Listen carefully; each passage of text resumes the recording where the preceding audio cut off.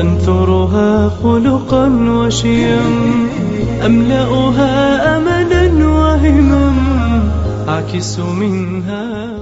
السلام علیکم ورحمۃ اللہ وبرکاتہ. الحمدللہ رب العالمین والصلاۃ والسلام علی سید الانبیاء والمرسلین.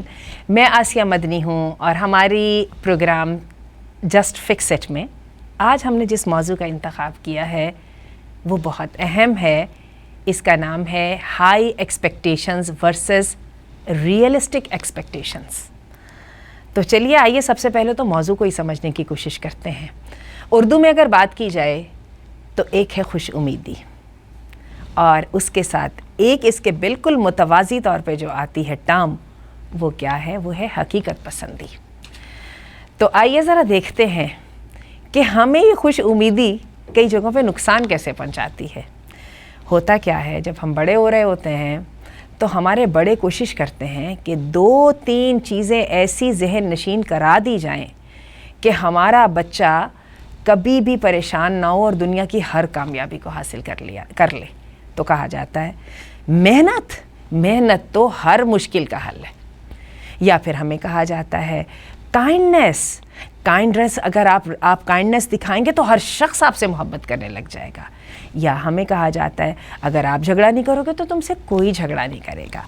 اور ہمیں یہ کہا جاتا ہے ایک اور بات جو بڑی اہم ہے، ہمیں کہا جاتا ہے کہ اگر تم خوش امید رہو گے تو تمہیں کوئی مسئلہ ہوگا ہی نہیں، تمہیں کوئی چیز پریشان ہی نہیں کرے گی.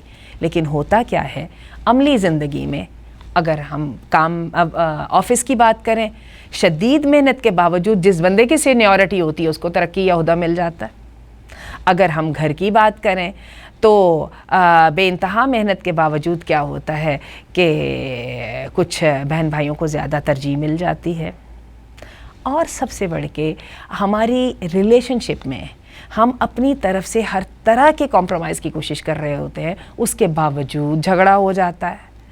اچھا، اسی طرح ہم اپنے جب کسی بچے کو ریز کر رہے ہوتے ہیں اور ہمارا یہ خیال ہوتا ہے کہ ہم نے اپنے بچے کو جو غلطیاں ہم نے کی تھیں یا جو ناکامیاں ہم نے فیس کی تھیں ان سے ہر صورت بچانا ہے، تو ہوتا کہ اس کے باوجود ہمارا بچہ چیلنجز وغیرہ کو فیس کرتا ہے اور دنیا اس کو لیٹ ڈاؤن کر رہی ہوتی ہے. تو جب یہ چیزیں ہوتی ہیں تو ہم بہت پریشان ہو جاتے ہیں. ہمیں سمجھ نہیں آتا کہ what is the way of reconciliation between high expectations and realistic expectations. تو آج کا ہمارا موضوع جو ہے وہ در حقیقت ریئلسٹک ایکسپیکٹیشنز پہ ہیں. آئیں میں آپ کو ایک بات بتاؤں، ہمارا جو اس کا نقصان ہوتا ہے وہ صرف ایک یہی نہیں ہوتا کہ ہم مایوس ہو جاتے ہیں. جب ہم اپنی امیدوں میں پورے نہیں اترتے، وہ چیزیں جن پر ہم نے اپنی ساری زندگی انویسٹمنٹ کی ہوتی ہے، ایموشنل، اپنے وقت کی اور اپنے پیسے کے ساتھ اور اپنی محنت کے ساتھ، وہ جب ہمیں پیڈ آف نہیں ہوتی تو ہم پریشان ہو جاتے ہیں. اور پریشان ہو کے اتنے کئی دفعہ مایوس ہو جاتے ہیں کہ دوبارہ کوشش کرنے سے ہی ڈرنے لگ پڑتے ہیں.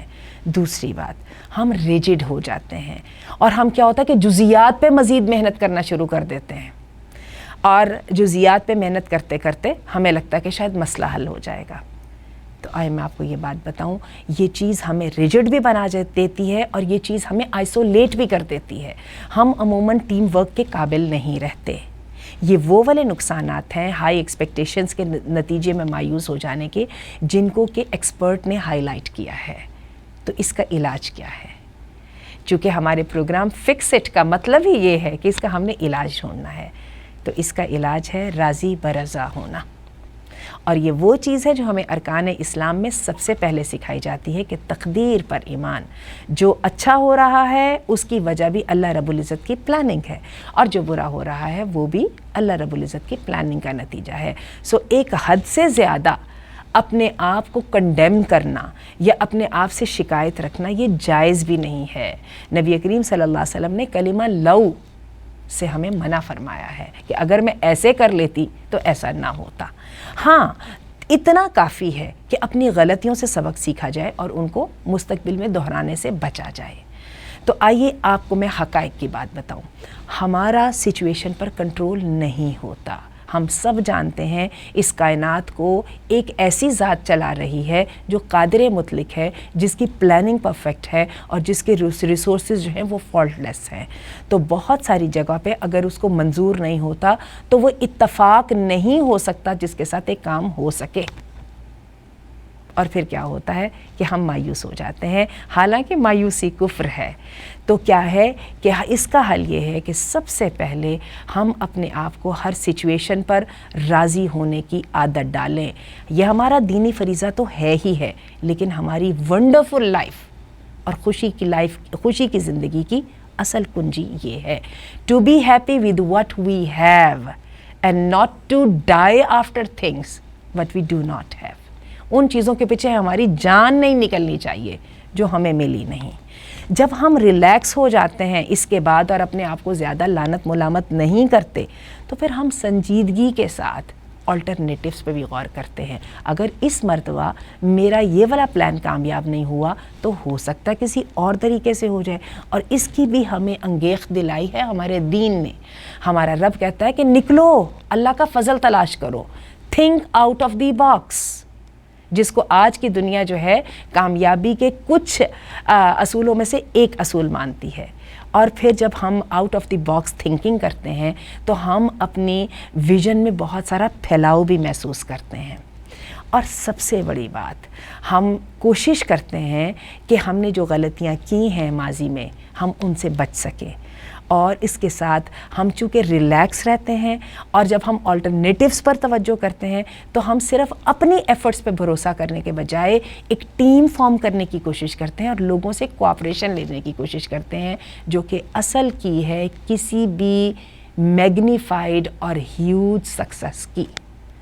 تو یہ بات ہے جو ہم نے آج کرنی تھی. آخر میں باٹم لائن یہ ہے کہ راضی و رضا اور تقدیر پر ایمان. اللہ تعالیٰ ہمیں توفیق دے کہ ہم مایوسیوں سے بچ سکیں اور وہ کام کریں جس کی اللہ ایک بندہ مسلم سے تقاضا کرتا ہے. آپ کی فیڈ بیک کا اور آپ کی رائے کا انتظار رہے گا. السلام علیکم ورحمۃ اللہ.